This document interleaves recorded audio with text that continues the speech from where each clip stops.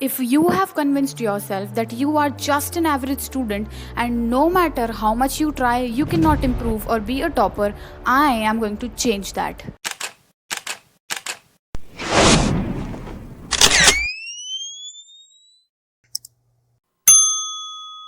Have you ever looked at a topper and you have thought that, oh, they are just naturally very intelligent or smart. This is God gifted. Their brain is God gifted. And I could never score like that. If your answer is yes, then this video is for you. Because I genuinely believe that one of the biggest reasons students don't become a topper is not because they lack intelligence or they don't have brains. It's because they have decided that they are not capable of doing it. Hi, I'm Ria and I scored 97% in class 10th. In class 12th, I took science PCB and I scored 95%. In CUET in physics, I scored 99.4 percentile and in chemistry, I scored 98.7 and in bio, I scored 85 percentile. And let me tell you, I was not born with some extraordinary study method or some extraordinary memory. And luck and talent has never worked for me. It was just changing the way I think about studying. So skip this video if you are looking for some 15-hour study routine or some magic trick, because that is not going to happen. We are going to talk realistically. The first thing that I used to do for studying was set a goal. Now, once you set a bigger goal, for example, you need to score this much amount of marks in this class, or you need to get certain rank in your competitive exam, then break that goal into actually achievable steps. Like, big goals are useless if you do not know what you're going to actually do today. So before sleeping every day, plan out what you're going to do for the next day, so that you do not wake up and think that, oh my god, I don't know what I'm going to do. I'm going to think and waste that much amount of time. It will automatically lead to procrastination. If you plan out what you are going to do the next day already the previous day before sleeping, automatically your brain will feel productive, and then you will be excited to get up the next day and you will be excited to complete all the tasks or to-do list that you have made for yourself. So break your goal into actually achievable steps, and that should be realistic. ऐसा ना हो कि आपकी to do list कभी ख़त्म ही नहीं हो रही and you are sleeping with regret every day. That should also not be the case. Realistically जितना आप एक दिन में, जितनी आपकी कैपेबिलिटी है, आप उसको लिखो and then move to the next day. उसको लिखो and then move to the next day and try completing everything that you have written in that. Trust me, at the end of the day you will feel so productive and so satisfied that yes, this was what I planned and I did it, and then you are going to plan for the next day, and this will become a habit and you are going to be very, very efficient. Second is, please be realistic and stop the negative talk. Like, stop thinking already that, oh, I cannot do it. Let's see if I can do it. I don't know if it is actually possible. They can do it so well. I don't even think I can reach to that amount of potential. No.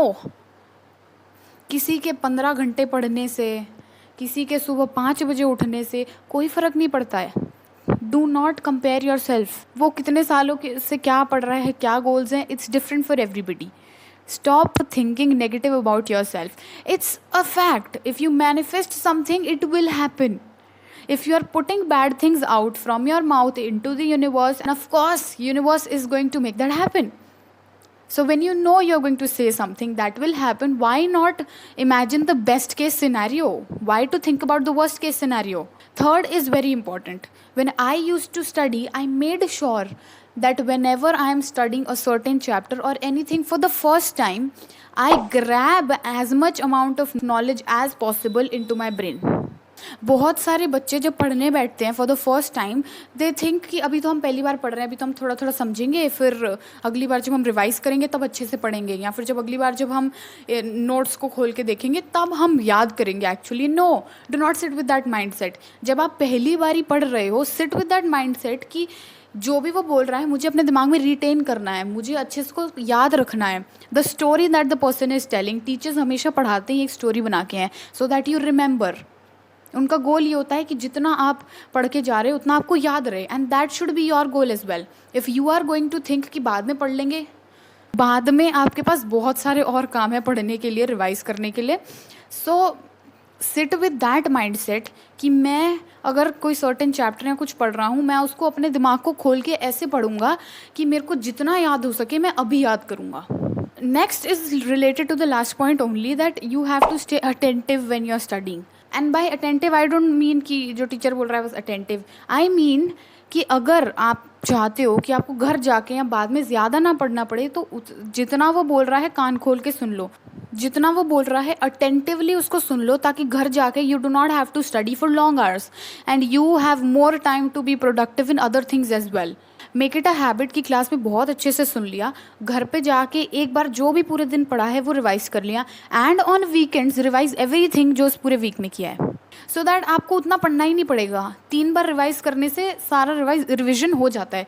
फिर exam से पहले उसको revise करो, question practice करो. Now big issue with a lot of people, हमें याद ही नहीं होता है तो हम अगले दिन तक भूल जाते हैं, उसके बाद अगली चीज़ याद करते हैं, पूरा मिक्सअप हो जाता है. For that, you need to come up with active recalling techniques. Active recalling is like, कभी कभी जब आप बुक पढ़ते होगे खुद, एक पैराग्राफ आपने पढ़ा, आप अगले पैराग्राफ पे पढ़ गए, पर आपने वो सिर्फ पढ़ लिया. It will make sense what I am saying. You just read it and then you go to the next paragraph and then you realize कि हम सोच तो कुछ और रहे थे, हमने क्या पढ़ा था इस लाइन में, उसका मतलब नहीं निकालते हो आप. That is like passively बस reading, उससे कुछ नहीं होगा. Active reading is when you go back to that paragraph and then you revise again कि अच्छा हाँ ये बोल रहा था, अब समझ आया, इट मेक्स सेंस नाउ, अब सेंस बन रही है क्या बोल रहा है ये. Now for active recalling I have my own method which is writing down on a white board. मतलब डेरिवेशंस हैं, क्वेश्चंस हैं, कुछ भी है, मैंने एक पैराग्राफ पढ़ा, मैं उसको लिखती हूँ एज इफ मैं किसी और को पढ़ा रही हूँ. मेरा बहुत फ़ायदा होता है उससे. My brain gets opened and I actually recall everything again कि हाँ ये आँख बंद करके लिख दो पूरा सब वहाँ पे, मतलब आँख खोल के. One more method that I have for biology is that मैं नोट्स पढ़ती हूँ, I close the notebook and then I roam around पूरे घर में एंड देन मैं बोलते बोलते पूरे घर में चलती हूँ, so that I can remember मैंने क्या क्या बोला था. That is active recalling. उससे एक्चुअली आपके दिमाग में वो स्टोर हो जाएगी इन्फॉर्मेशन जो भी आप दे रहे हो अपने दिमाग को, रैदर देन जस्ट आपने पढ़ा फिर आपने बंद कर दी. That won't help. नाउ हम पूरे टाइम 24 घंटे मोटिवेटेड तो रह नहीं सकते हैं. There will be times when we will be distracted which is absolutely okay. बीच में 1-2 दिन का ब्रेक ऑब्वियसली चलता है, but if that break is getting very long then you need to make sure to come back out of your comfort zone and then get to the grind again.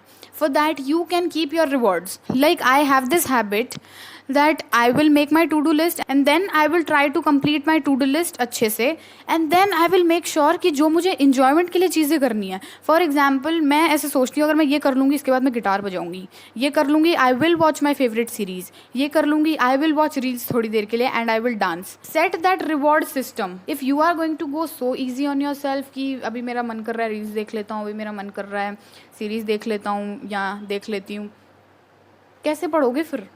You need to make sure what is important is done पहले and then बाद में you do things that you enjoy and you like. And before the exam you need to make sure कि आप उस mindset से नहीं जा रहे हो कि अभी मैंने ये छोड़ दिया और ये छोड़ दिया है, बस ये ना आए पेपर में. Make sure that when you go to the exam center उससे पहले you are in that mental state कि मैंने सब पढ़ लिया और कहाँ से ही आएगा कुछ भी. Do enough revisions, do enough practice. And अगर आप एग्जाम से 1 दिन पहले ऐसे सोच लेते हो दैट अब तो क्या ही हो सकता है, अब मैंने पूरे साल नहीं पढ़ा तो अब क्या होगा, that won't help you. Enough can be done in 1 night. And most of the toppers, मैं खुद एक रात पहले बहुत ज़्यादा ग्राइंड करके पढ़ती हूँ पेपर से and then I wake up in the morning to revise and मैं टेस्ट देने चली जाती हूँ. बट आई मेक श्योर कि मैंने सब पढ़ा है, क्योंकि अगर आपने एक भी पॉइंट मिस आउट कर दिया तो कहीं ना कहीं से क्वेश्चन बन जाता है and then that expected score जो आपको चाहिए आप उसको मीट ही नहीं कर पाते हो. Now a lot of people will say that sacrifice everything, जिंदगी ही मत जियो, there should be no social life, कोई सोशल मीडिया नहीं चलाना है, किसी पार्टीज, बर्थडे पार्टी, फ्रेंड्स के साथ ये वो नहीं जाना है. That is not something that I would suggest. It is like you will always have goals. Ambitious तो आप हमेशा ही रहोगे ना. You will always have something to achieve. But you cannot just be like एक बार ये हो जाए फिर हम ये कर लेंगे, एक बार नीट क्रैक हो जाए फिर मैं अपने दोस्तों के साथ चली जाऊँगी, फिर मुझे रहेगा एक बार MBBS के ये पेपर्स ख़त्म हो जाए, एक बार मेरा कंटेंट क्रिएशन अच्छा हो जाए, एक बार मैं PG कर लूँ, एक बार मैं जॉब कर लूँ. You will always have ambitions. but make sure that you do not sacrifice everything for it. You need to manage your time properly. अगर आपको पता है आपको कल कहीं जाना है तो आप आज 1 घंटा एक्स्ट्रा पढ़ लो ताकि कल आप बिना टेंशन के आराम से you can enjoy. And today morning only I read this quote which said that you might meet your death between your unfinished plan and the world will still keep going. So you know what, live a little. जिंदगी जियो, मजे से अच्छे से जियो. पढ़ाई should not feel like something that you are like मेरे से नहीं हो रही है, या फिर समथिंग जो मुझे करनी है. It should feel like a part of your life. It should feel like कि रोज मुझे 2 घंटे तो पढ़ने को देने ही है. कोई ज़रूरत नहीं है 15-20 घंटे पढ़ने की. क्लास में टेंटिवली पढ़ो, उसके बाद घर पे आके रिवाइज करो, और अगर कुछ एक्स्ट्रा पढ़ना है पढ़ लो. More than enough. The students who are becoming the toppers and getting the marks are not the smartest one. All you have to do is make sure that you show up no matter what, no matter how bad you score, no matter how much you doubt yourself. Now imagine yourself exactly 1 year from today, and now you have 2 possibilities. First one being that you never started actually, you never focused on yourself, and you kept waiting for that perfect time and the perfect roadmap, exact dopamine to hit, and you were waiting for motivation. Or the second possibility being that you smile because today was the day everything changed. Not because you started studying for 15, 12, 13 hours a day, but because today was the day you started taking yourself seriously. Make sure your future self has a reason to thank you. I'll see you in the next one. Bye-bye.